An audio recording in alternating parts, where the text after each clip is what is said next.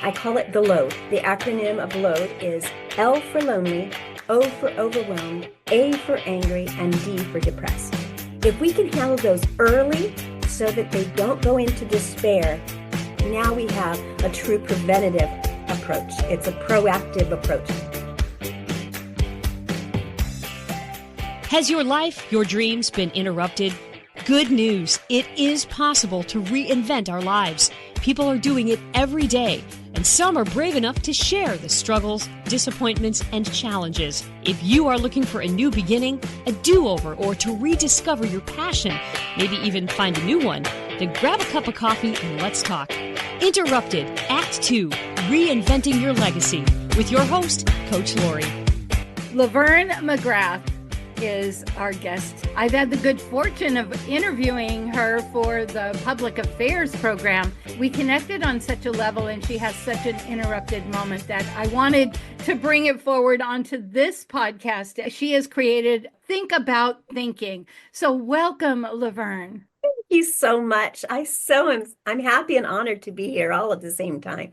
Big bubble of yay, joy. Why don't we start with tell us about Think About Thinking, and then we'll go into what your interrupted moment was. Think About Thinking is an emotional health maintenance service. It is a proactive approach to keeping ourselves mentally well. It's basically a whole ton of coping tools. These are ways to unplug, so if your mind is going too racy or like nothing, unplug it, just like you do your computer. If it starts to screw up, unplug it. People call that meditation, but there's so many different ways of getting into that mental frame, capturing those information of how do you unplug. It's been a 10-year passion now. So unplugging is one of them. Resetting, if you're thinking negative, how do you get into a positive? Everybody has something, but we're just not sharing it. And then to handle the emotions, because our emotions are kind of like a kaleidoscope, always changing and mutating. The best way to handle anything that's complex is to simplify. And so we've simplified all the emotions down into 4 categories. I call it the LOAD. The acronym of LOAD is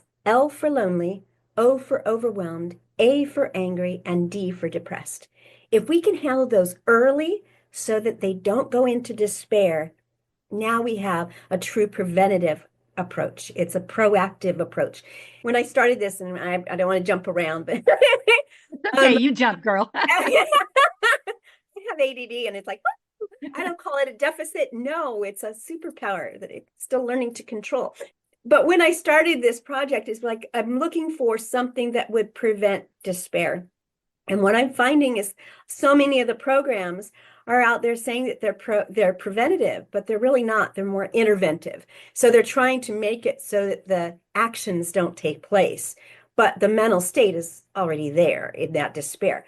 So it's almost like waiting for a tooth to decay before brushing and flossing. In order for it to be effective, we have to, when we're in a healthy state, know the tools to use. Let's practice those so that we build those neural nets in our mind so that when we start to get into those low places, we're able to activate it. We actually can control how we think and how we feel when we learn the ways to do so. And what I love about your program is, number one, that it's not singular.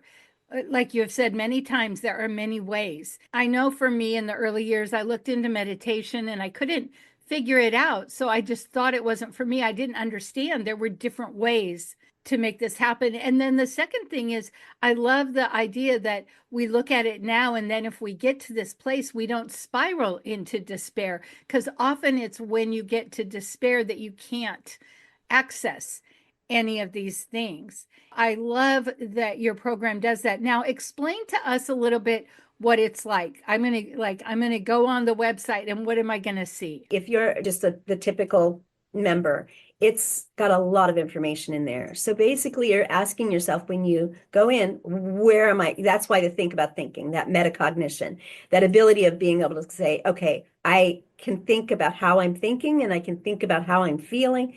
And then you just identify that. What do I need right this moment in time? If you're needing an unplugging, you go to that positive practice, you drop down and you go to unplugging. If you need to reset, you go to that section. And if you need to handle one of those loaded emotions, you go to those areas.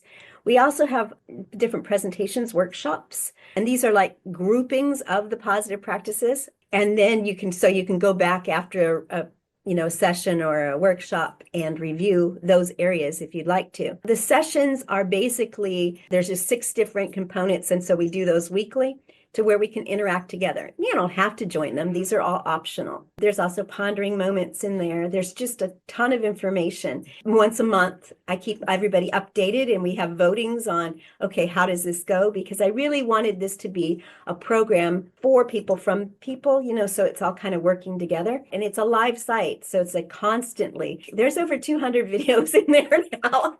And then each one of those positive practices, before I build them out, I go and do research to make sure that this is a valid idea. It's backed by some kind of study or valid article that says, yeah, this is a good idea. And then I build out the little video vignette for it. You have all of the resources. Where did this idea come from? Or to give you more information. So I go on to open source documents and I gather that information. I clean them all up so that there's no interruptions. My educational background is I started off as a fine arts major. So you'll see little drawings and stuff. I keep just creating. And then I went into communications, fell in love with communications, went into business just so I had a sense of that. And then education, that's what I got my master's in. And then I did my graduate studies in psychology of education, of what part of the brain works, what kind of learning. Incorporating all that stuff together, who would know that years later, I'm actually using all those components of myself to put this thing together. I love this idea of all the different things that come together. We go into all kinds of different areas. So in the last, I've been a curriculum developer, tutor for over 30 years. I have a literacy program, math program, art, and then I also managed my own tutoring centers for a while. Everything from being the waitress, being the instructional designer. So I went into a multi-million-dollar company at one point, first of the AI systems, and developed their language models for them so that we could have it more robust. Also did their management systems, which took me into a whole other different area. Just to make ends meet when I moved here, I also do realty. So it's like I'm using all of those communication skills. I'm also an author, so I write. When you look at all of these things of who are you, oh gosh, I think the average person, we can put so many labels to us.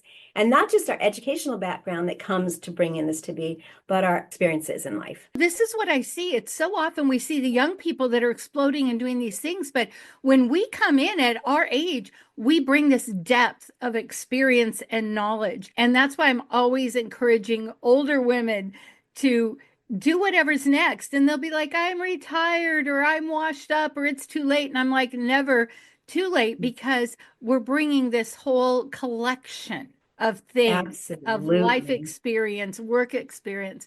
LaVerne, would you be willing to share your interrupted moment, which brought you to create Think About Thinking? I was on this path. I was in school, finishing up to get my master's. I had my curriculum going, my literacy program. That's what I was, working on. I was going to get that all together. And my life was going along pretty smooth. My grandmother had died. My mom said, don't come. I had 1 semester left to get my master's.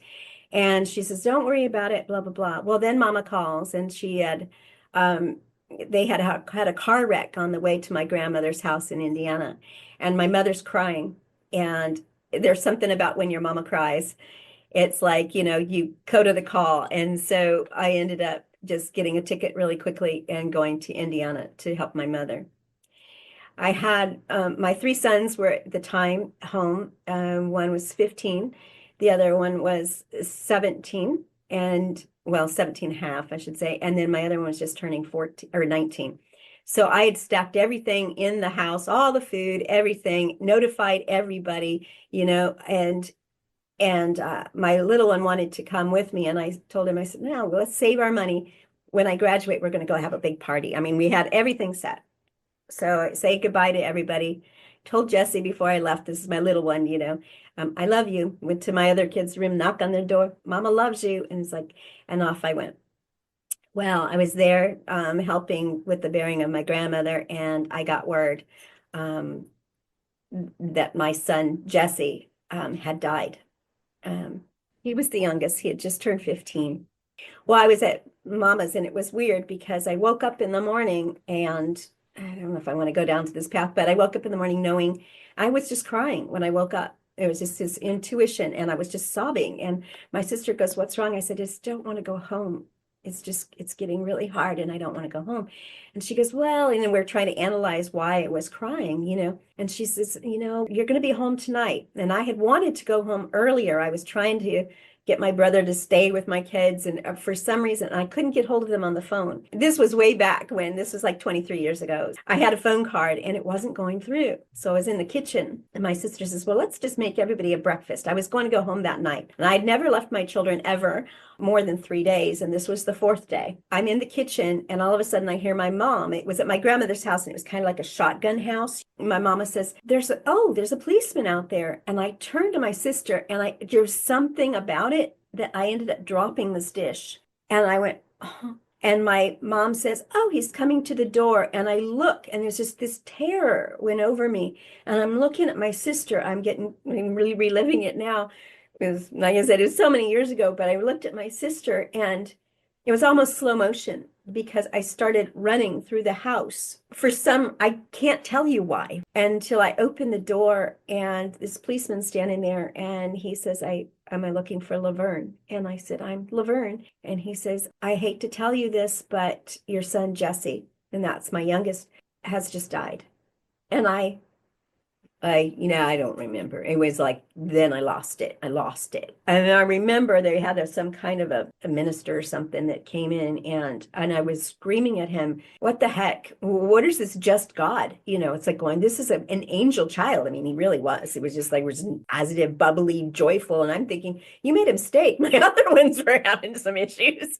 Well, I'm thinking, not Jesse. And I said, he brought people back to life. If there was a just God, my son would not be, whatever. But then next thing I know, my sister's smacking my face and telling me he's not dead yet. He was wrong. He's in the hospital. So then it was a matter of getting back. So I'm in the plane and they gave me some kind of medication. I don't know what it was.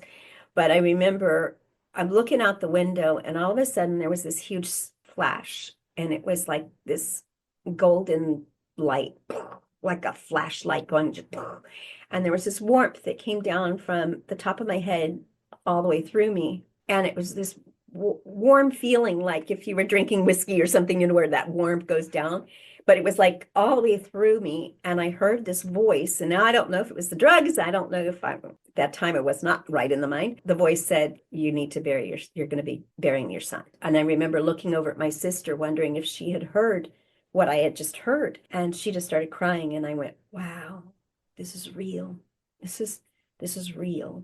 We ended up having to bury Jesse. And so a few days later, the only part of his brain that was working was just the reptilian, the very base. There was no activity in the rest of his brain. But that was a disruptive moment, interruptive, I guess, because my life then just went crazy. When you lose somebody like that, that's unexpected, the spider web that comes from that continued destruction, years, through the drug and alcohol use of my sons, to one ended up going to prison. I mean, this is all just this huge wave. We had others in our family and our network of friends that also were considering suicide. And I have to say, there's a point in my life to where it wasn't such a bad idea to me as well. And so I had to work through all of those things. My short-term memory went away for 2 years. I could not retain anything. And I used to be this photographic memory person. I didn't finish my master's. I had that one semester left, but short-term memory, it went away. Couldn't retain anything for a long while. So it really just made me just kind of stop everything. I went to the library and I'm trying to find different books on how to reframe my brain. And I was at the library and it was the weirdest things. And I'm looking down at this book and literally a book hits me in the head. I don't know how. I mean, I'm like, and it bunk, and I'm thinking, what the heck? I'm thinking, looking around going, who the heck just threw that? This is not kind. And I pick it up and it was a book on St. Thomas Aquinas. And I open it up and it opened to a page that was telling me that despair was the flaw in our emotional system. And so then I'm thinking, and I'm reading more about it. And then I started doing this discovery of, remember, I was studying parts of the brain and what triggers what type of learning. So I'm kind of brain geek. And understanding that and you were absolutely right, when you get to that point of despair, You do not. It's like that frontal lobe shuts down. It's like expecting somebody to walk without their legs. It becomes inactive. You're so involved with your reactive part, that mammalian part of your brain, that this part's not working. So the idea of temporariness, connectedness, the value of life, options, all of that stuff is in your frontal lobe. It has nothing, not that reactive part. When somebody reaches that point of despair, I don't believe that they're able to comprehend. And so that made sense to me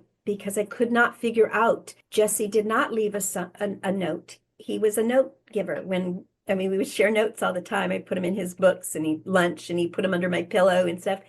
There was no note. Jesse was a bubbly, happy child. He had in his visitations, 5 girls came up saying they were his girlfriend. There were, 3 buses of kids that came. He was an AB student. I didn't understand. And people said, well, you just didn't see the signs. I'm thinking, I didn't see signs. No, my brother-in-law came the night before. My boyfriend, I had all these people checking on them before this act. I didn't see signs. But it was like years later, and I finally found a study that showed 54% of those that die of suicide showed no signs of mental illness. Now, mental illness was a hard one for me because I'm thinking, I think my base is that I think we can all get there. We can't perceive what situations are going to just happen. If we were sitting here right now and all of a sudden a freak tornado came through and all of a sudden we're covered with blood from everybody around us that we love, we would be in a different state of mind than we are at this moment in time. And are we going to be able to handle whatever comes along? That became kind of a quest. That's when I started writing books, just dumping my stuff. This gift called life, that one was through a dream. And then I went into evolution of self. That was the reflection on what parts of the brain trigger what type of learning. And so we can look at ourselves and evaluate where we are and how we can develop our thinking patterns better. And we can also be able to communicate with others better by understanding where they are at that moment in time in their evolution of thought. And then the power of you, that was like all the stuff that I utilized. You were talking about trying to get into meditation and doing this. It's like, oh my gosh, I went to monasteries. I looked at auras, anything and everything that could help. And so this was a dump of all the things that I found powerful that helped me be able to stay here so that I could continue on with my own, my other 2 children. But yeah, a huge, long journey and that interruption is what just kind of broke everything. And I think you have to break first before you can rebuild. My philosophy is over the years has changed. And this is like what you said, when you're an older person and you look back and you go, wow, yeah, now I can see it. You can't see it early on, but that every negative, I look at negative, positive, good, bad. I don't believe in good, bad anymore because when you can learn and you can grow from something that you would have considered bad, whether it's somebody else's behavior or yours or whatever, but if you can learn and grow from a bad, well, it's almost like the Midas touch. You've transformed it into a positive. And so every negative truly is a lesson. If we choose to learn from it, that's up to us. But I look at my sons and we look at Jesse's death and we can say that was crushing. We could say, yes, at one point I wanted to join him. I didn't want to be without my boy. But we can either look at it as a big rock that jumps in front of our path that can smash us, or we can learn to climb over it and become stronger from the result of it. So now everything I do when I'm dealing with despair, now see, think about thinking is for keeping you away. That's my biggest goal, keeping people away from despair. I believe that suicide, because of that spider web and all the other events that took place, when you reach despair, so suicide is just one of those foolish options that we choose. There's drug addiction. The prisons are full of people that have acted on an impulsive, disparaging moment. There's so many different ways that life can get really bad really fast if you're acting on despair. To me, it was that whole thing of let's figure out ways of avoiding despair. Let's figure out ways of being able to activate our higher thinking. And so that's how this whole thing started with my books. I woke up in the middle of the night and I was wondering, I get these dreams like in the middle of the night. I either, and I'll purposely ask. I don't like to get into religion because I like to be inclusive for people, that not exclusive. But I kind of believe in angels or higher self or whatever. So before I go to bed, and I've always done this, even when I was a little girl, if I could figure out a paper to write the next day for school, I'd ask out loud, I need to know what this answer is because it's due, And it was amazing because either in the middle of the night I wake up or first thing in the morning. So I've always I have a pad of paper with me everywhere I go because those ideas, boop, and if you don't write them down, it'll just dissipate. That's kind of how my life, I work around my sleep patterns because those are my moment, getting in the zone moments, that artistic part of me. Woke up in the middle of the night with the idea of load, for one thing. Oh, this is a way of simplifying our emotion, because I went to bed going, how in the heck am I supposed to even tackle this thing? The load came to me. And then like a week or so later, I woke up going, I wonder if an introvert and an extrovert handle lonely the same. Yeah, intuitively, I thought, oh, they have to. Well, I went looking. I dug and I dug and I dug, and I could not find any research that backed that. And I thought, then the other idea came to me, which was devastating to me, is if there is a difference in personality types, I am an INFJ personality type, which is 1% of the population. Now, I've tried to get out of it for years because, who wants to be 1% of the population? But it does fit those category of personality. The INFJ fit, I'm thinking, for years, I've taken the test over and over again. But the sad thing about that is like all the books that I just wrote, all that stuff, if it's only good for 1% of the population, well, gosh darn it. It was just this crushing moment. And then I thought, wait a minute, you're an instructional designer. You've done this for years. Get busy. Go out. And I'm sorry, I've got a squeaking little dog behind. I don't know if you hear the squeaking. That's a little 4 pounds, nothing, but boy, is she a handful. Go to the subject matter experts. Those are people that are experts on themselves, and start interviewing. What do others do? I had what I do, what really analyzing all that in the books, but what do others do? And so that's what started this whole process. And I was going to do a book. I was going to put it all together and do a book. But then I realized that nobody was reading my books, even those that were asking, yeah, sure. And then I call them up saying, okay, let's talk. And they go, sorry, I haven't had the time to. And I went, what do I do with this? So that's when I started saying, okay, I've got this mountain of gold. What do I do to share it? And so that's when I started building video vignettes and constructing the site. I still have like a list of like 100 more things to do. There isn't a day that goes by because this has truly become a passion. Ooh, that's a good idea. Oh, that's an idea. Let me go and research it. That was that interrupting moment that led to Think About Thinking. Thank you so much for sharing that. I could just see it never goes away, no matter how many years. And thank you for your vulnerability. It's so interesting to me because in my life, I've struggled with depression and despair. And like you said, there's been times when I would never act on it, but I had thought it might be easier. I remember hearing a statistic because I had a grandmother who died by suicide. And I thought because of that, no one in our family would ever do it. And I found out actually, if you have that in your family, it's a little easier. The percentage is higher, which surprised me. But I love the work you're doing, and I'm a big fan of that we can change our brain. We were talking earlier about starting things later in life. For instance, I started a new job, and it has brought some really big new challenges. One of them is AI.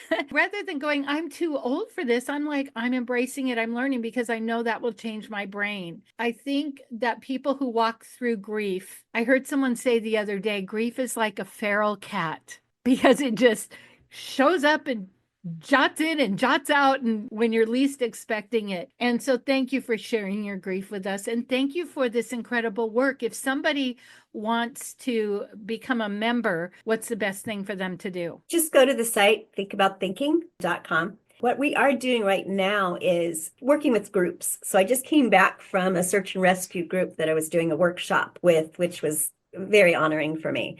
I said the long story that we actually had a friend that lost his son up there, and these people are earth angels. I mean, they really are. And I like being able to work with people that have the same conviction of that. Why are we here? It's to help each other and help the earth to make it better than before we came.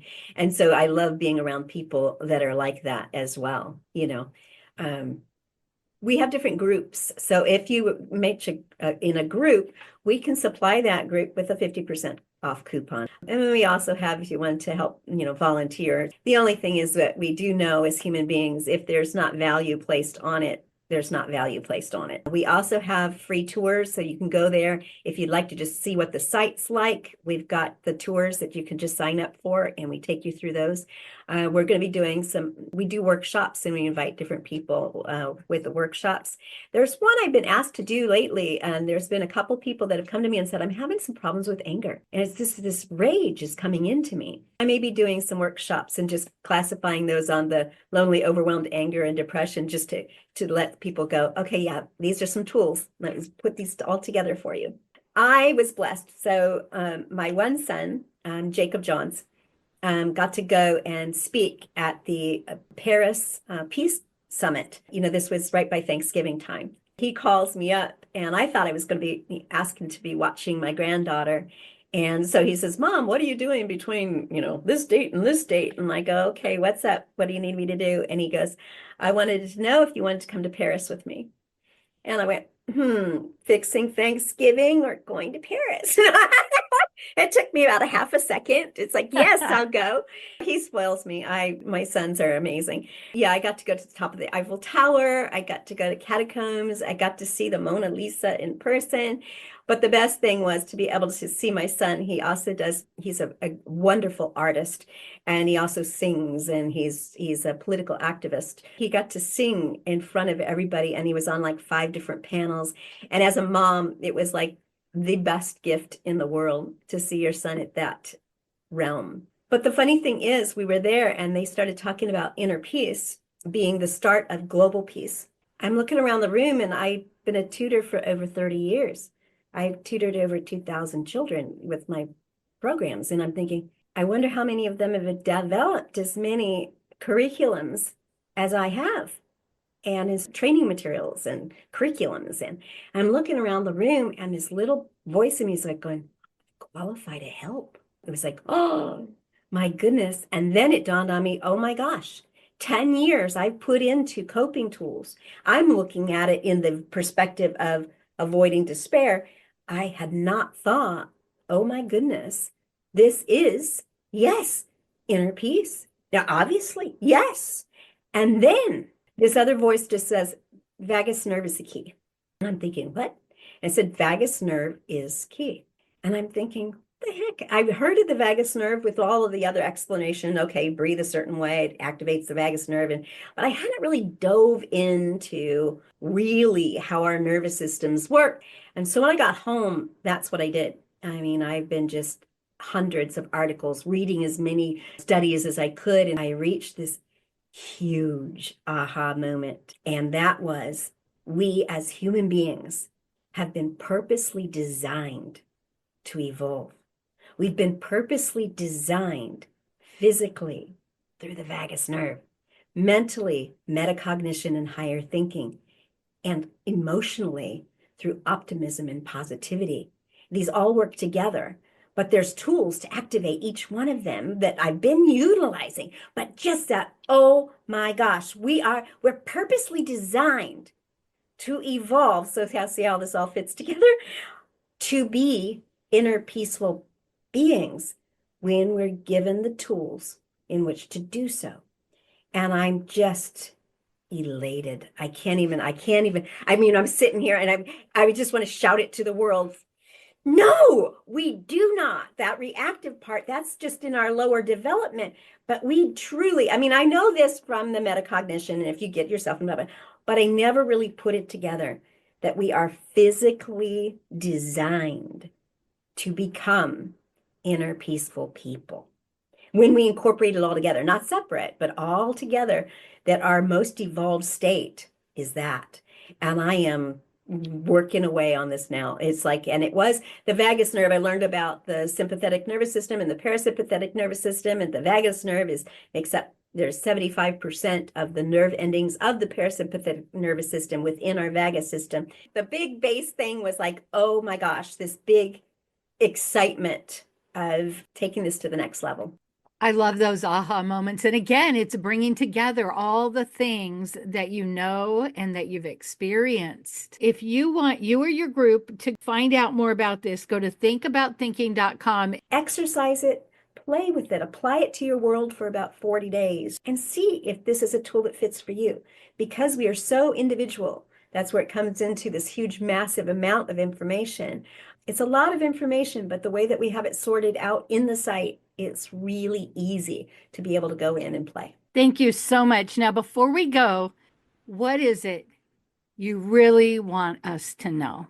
Every human being has the capability within them of becoming their greater selves, to be able to have that inner peace within us to achieve whatever we meant to be in this world. So you had said that you have sort of a morning thing you'd like to share with us, some tools? What I have found is that these are certain things that I do personally. I've done them for at least, over a few years here. But when I get up in the morning, like when you first wake up, don't get out of bed yet. If the alarm goes off, put that snooze, but allow yourself to be in that space, because that space in our brainwaves is the same space that we're trying to get to when you go through meditation. Stay there. Enjoy that space to gain information. And while you're in that space, make sure that you take the sides of your mouth and bring them up, like a little smile. What that does is activate the vagus nerve. And then think about 3 things that you're grateful for. This is before you get out of bed. And usually if you say it out loud, your subconscious hears better than your conscious and your subconscious are connecting. So just 3 things that you're grateful for before you get out of bed. Then when you get out of bed, you can stretch your neck and just massage the sides of your neck. That also helps stimulate the vagus nerve. Okay, that's when we first get up. Then what I want you to do is to, after you go to the bathroom, and here's funny, the vagus nerve is stimulated when you pee, and then go and wash out, take some cold water, splash on your face, but wash out your eyes. I look at this as like if we were a house, you want to keep your filters clean. When we sleep, all these particles get in our eyes. I always have water that I set out so that it becomes room temperature. Take and swish your mouth out, just swish it all out, and then gargle, and then exasperate, bring that stuff from your throat like you were coughing, bring that up and spit it out. Do not swallow it. Do that 3 times. We have food in our mouths. Even when you brush your teeth, it's germs, but you're swishing that out and gargling. The gargling is also activating the vagus nerve. Then take nasal spray, so just saline spray, and put it in your nose, spray it 3 times, and then blow your nose. And then take 1 glass, take a cup of that room temperature water and drink it, and you will feel it flushing out your stomach. Now, these simple things, I guarantee you're going to go, I feel awake. I mean, it just goes, you're awake. It stimulates all your nerves and it sets you in this positive frame so that you can better handle your day. I guarantee this thing works. It's crazy. Such a simple thing. Makes a whole difference in your life. Thank you so much. If you love this podcast, here's a big ask. Will you share with your friends and family, subscribe, give us a review, and a 5-star rating so that others looking to reinvent their lives will be able to get the help they're looking for?